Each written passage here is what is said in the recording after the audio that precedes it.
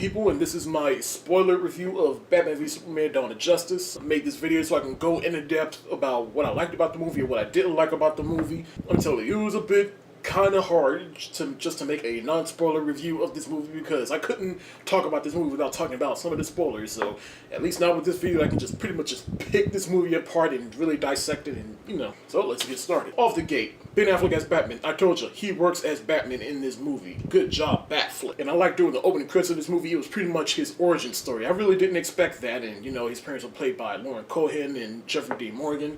It was that classic origin story of him and his parents going to the theater, and then they left early, and then his parents got shot, and then it really showed how much of a visual director Zack Snyder is, and we get those shots of the pearls. And then we're at his parents' funeral, and then he falls down, and then he finds some bats, like it is in all his origin stories.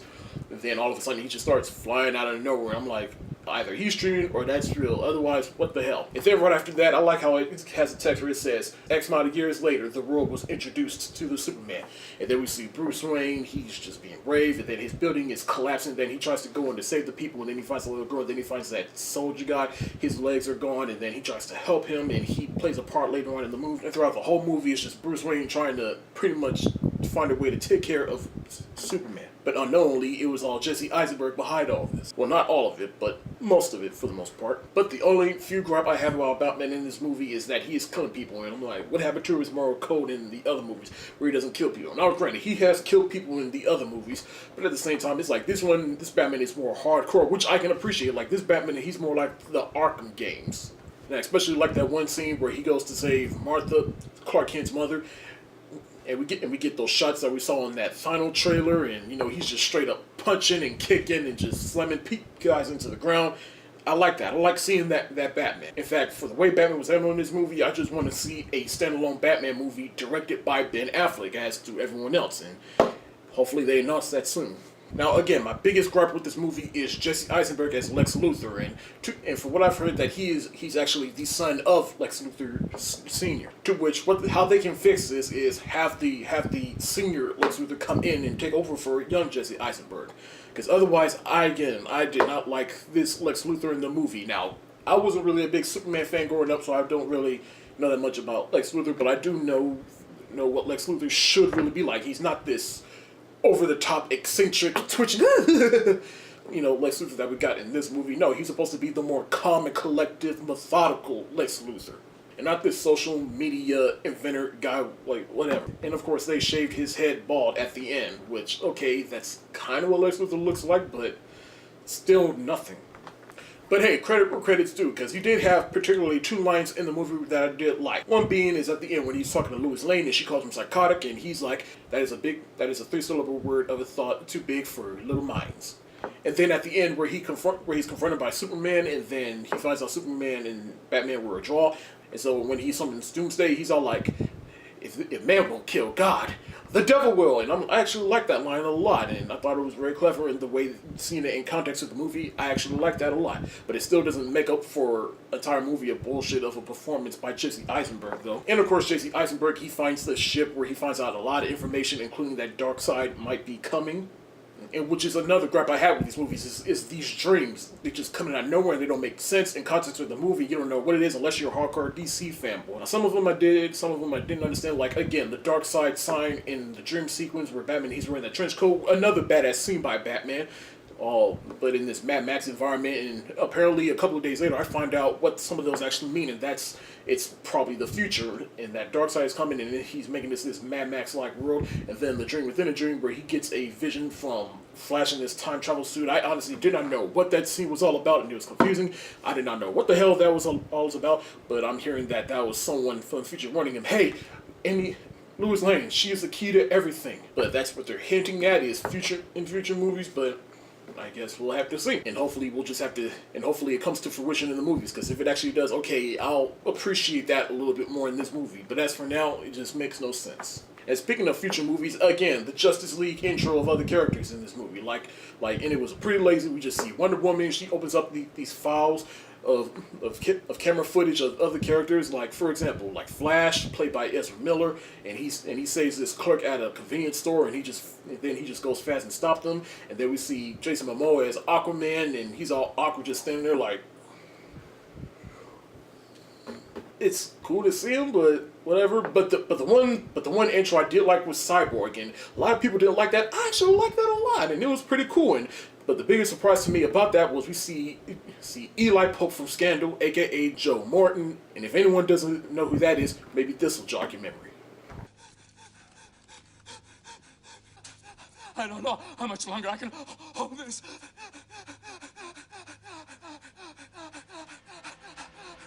Move it!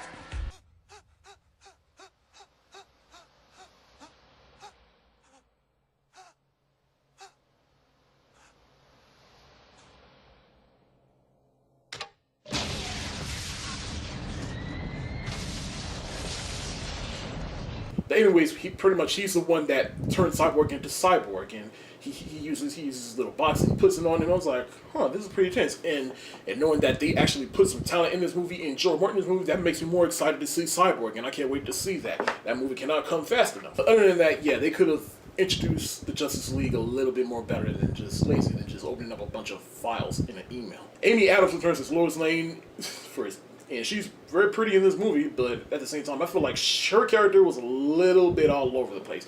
Like, one minute she's at the Daily Bugle, she's doing Daily Bugle stuff, and then she's investigating this bullet, and then she's become a damsel in distress twice, but then the whole bullet scenario thing, like, they just set that to the side. It makes no sense. Like, and that's one of the things I hate about this movie. Is all that was in the first half of this movie, and they really didn't take the time to explain that. They just go from boom, boom, boom, boom, boom, scene, and it was just too convoluted to a point where you didn't know what the hell was going on. And then of course, again, I said Superman, he just gets tossed to the side in his little side story, or is it some stuff happens in Africa, and then people are blaming Superman for it, and especially at that bombing at the court, which actually that made up for a pretty good scene where we have Holly Hunter playing that senator, and she drinks Granny's peach milk, which was kind of funny.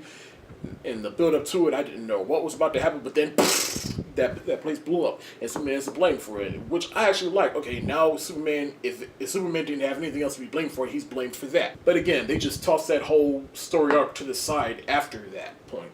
It's like in this movie, they tried to cram a whole bunch of stuff together, and they just didn't really take the time to really develop it. And then, of course, again, I sort of like the second half, but there were some problems with the second half that I didn't like. Preferably when we finally get to the Batman versus Superman stuff. But long story short, Lex Luthor, he knows that Clark Kent is Superman and that Bruce Wayne is Batman, and he's the one behind the whole bombing, and that he used that soldier guy to bomb the place, and that he pretty much sent all those letters to Bruce Wayne saying, like, it's your fault your family died. You let your family die and stuff. He was pretty much provoking them to go fight each other. And so when he finally confronts Lex Luthor, he finds out that Lex Luthor kidnapped his mother Martha, and he straight up tells him, "All right, fight Superman, and if you win, I'll release Martha. But if you don't, I'll kill her." And that's one of the problems with this movie is like I was under the impression that Superman and Batman, they were going to fight each other because they want to, and not because they were forced to or manipulated into doing it. But it still made up for a pretty good plot twist, though. Not plot twist, though, but for nothing else, it was cool just to finally see some shit happening in the second half. So then Batman and Superman, they finally fight each other, and the fight, it was good for a while until you realize, like, halfway through, there's really nothing more to this fight but just the shots that we saw in all the trailers. And theoretically, Batman, he's the one who won because, he was able to get his hands on some kryptonite that was provided by Jesse Eisenberg. That was provided by Lex Luthor, because Batman, he went and broke into Lex Corp and stole some, and so uses the Krypton to his advantage and make a spirit so that he can fight Superman, and he has that soon. And to me, I will say, this movie is definitely a testament that Batman does not play fair and that he will find ways to beat his opponent. And he has a suit, and he has a kryptonite, and boom, he's beating Superman left and right, and he's able to beat him until the laziest thing in this movie is when they set their differences aside, and it is when Superman, he's all like, "Save Martha!" And Batman, he's all like, "Who's Martha?" Apparently, and unbeknownst to me, I never even realize this, is that both their mothers' names are Martha. And so after that point, Batman's like, "Oh, shit, we gotta save her? Alright, we're friends now, alright?" And so again, so Batman, he goes to save Martha, and then Superman, he confronts Jesse Eisenberg, and then Jesse Eisenberg, he has Trimmer's body and turns him into Doomsday, and so now we have the whole Doomsday fiasco, and that's the part where I was saying in my original review that was spoiled in one of the trailers, and I really didn't want to spoil it for anybody. But yeah, so Doomsday comes into the picture, and so he's fighting Superman and Batman, and then Wonder Woman, she comes into the picture, and she fights him, she helps him, and again, that was one of my favorite moments in the movie, and it was a crowd-pleasing moment. And she's helping them, and she's actually holding her own against Doomsday for a little while. I actually, for what it's worth, I enjoyed this fight more than the Batman versus Superman fight. I'm telling you, the whole Doomsday stuff, I actually like this stuff. I'd be lying if I said I didn't. But I will say I wish they had held this story arc for another movie. And it just seems like they just put in this movie in the movie just to really get things going. It just made it seem like they just blew their load real quick. But luckily they did something in this movie that makes up for it. So, but long story short, Lois Lane, she gets the kryptonite that was on Batman's sphere, and then Superman, he gets his hands on it, and he ultimately sacrifices himself to save Metropolis / Gotham, and he uses it to kill Doomsday, but then Doomsday, he stabs Superman, and Superman gets killed. So therefore, they go through with the story arc of the death of Superman, which is one of my favorite story arcs. They actually kill Superman in this movie. And so they hold a funeral for Superman and Clark Kent. People still can't put two and two together. They never really made that clear in the movie, but they did show it in the Daily Planet newspaper that Clark Kent is dead. Everyone holds a funeral for him. Batman, he talks to Wonder Woman, talking about, all right, these metahumans that you found, we need to bring them together because some bigger stuff is going to happen. And when the time comes, we need to be ready. Martha gives Lois Lane the engagement ring that she was about to get from Clark Kent. Batman visits Lex Luthor in jail, telling him, you better watch your back. And then Lex Luthor, he tells him bigger stuff is about to happen, so we don't know what's about to happen. And then, of course, the last shot in the movie is of Clark Kent's grave, and the dirt is on top, and then we hear a heartbeat, and then the sandy just rises up. Now, a lot of people are mad of showing that Superman is still alive. I actually don't mind that they show that, because you also got to think, there's two different audiences. There's the hardcore DC fans, and then there's the general audience. Us, the fans, we know that Superman is not dead. They're not just going to kill Superman off, but then the general audience, they still got to keep the hopes up of general audience, because they probably never read the Superman comic, and they got to keep hope alive for them that Superman is still alive, you know? And it was a bossy move, and I like the fact that they killed Superman and hinted that he might be still alive, because now it's an obstacle for them to go through in the Justice League movie, which I'm looking forward to seeing how they handle that. As I said before, in the end, Batman vs. Superman Dawn of Justice, it has problems for sure. I enjoyed the second half more than the first half, but overall, I did enjoy the movie at parts, but I just feel like this movie could have been a little bit more better, and that's why I gave it the grade 3 stars for room for improvement, and I stand by that rating.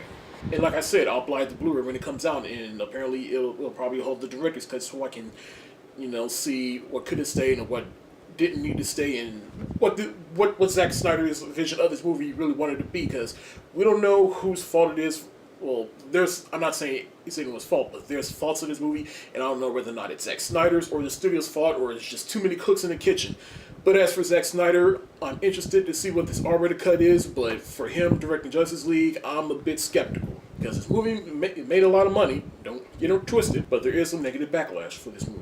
And I just hope the studio takes that into account, and apparently they're supposed to start shooting Justice League Part 1 in April, and I really just hope that they take some of this into account. And I know it's a bit too late at this point, and they already have the money invested, but I'm hoping that they do it at the last minute, and at least just do some consideration. Like, pretty much, I just hope that they just stop.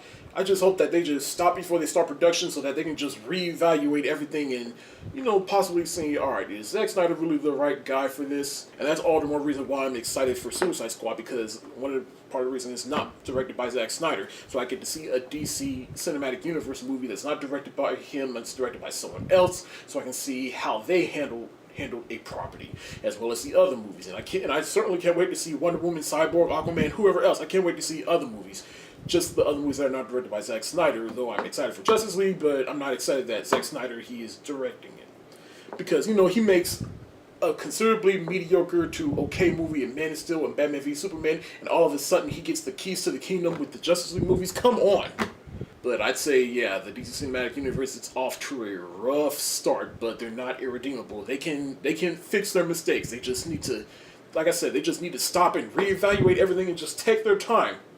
Alright, people, so that's my spoiler review of Batman vs. Superman Dawn of Justice. What did you think? What did you like about this movie? What you didn't like about this movie? Are you excited for other movies? Are you excited for Justice League? Let me know in the comment section below. Whatever concerns or positives or negatives you have about this movie, let me know. That's it for the day. If you like what you see, go ahead and hit that thumbs up button. If you want to see more, check out my channel. The link is in the description below. And be sure to follow me on Facebook, Twitter, Tumblr, Instagram, Movie Pilot, and Periscope.